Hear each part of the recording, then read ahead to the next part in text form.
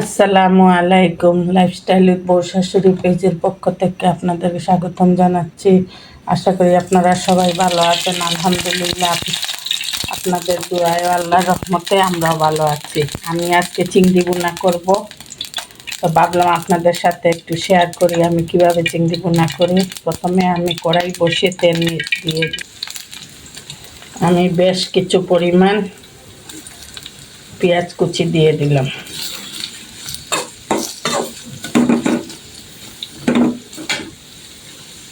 পেঁয়াজ নরম হতে থাক, আমি বাকি উপকরণ রেডি করি। আমি পরিমাণ মতো লবণ দিয়ে দিচ্ছি।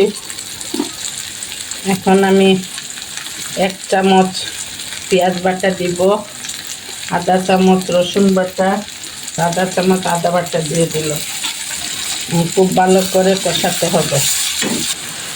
আমি সামান্য হলুদের গুঁড়ো, মরিচের গুঁড়ো, ধনিয়ার গুঁড়ো দিয়ে দিলাম।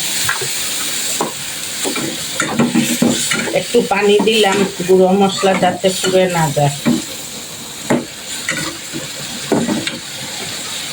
এখন খুব ভালো করে কষিয়ে নিব।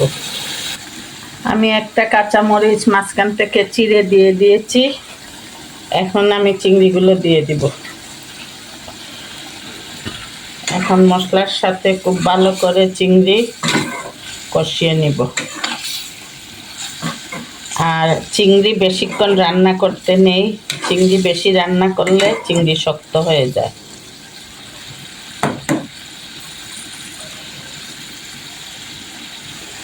চিংড়ি আমার কষানো হয়ে গিয়েছে। এখন অল্প করে পানি দিব যাতে চিংড়িগুলো একটু সিদ্ধ হয়ে যায়। এই আর দিব না, সাথে আমি গরম মশলাও দিয়ে দিব। এই যে গরম মশলার গুঁড়ো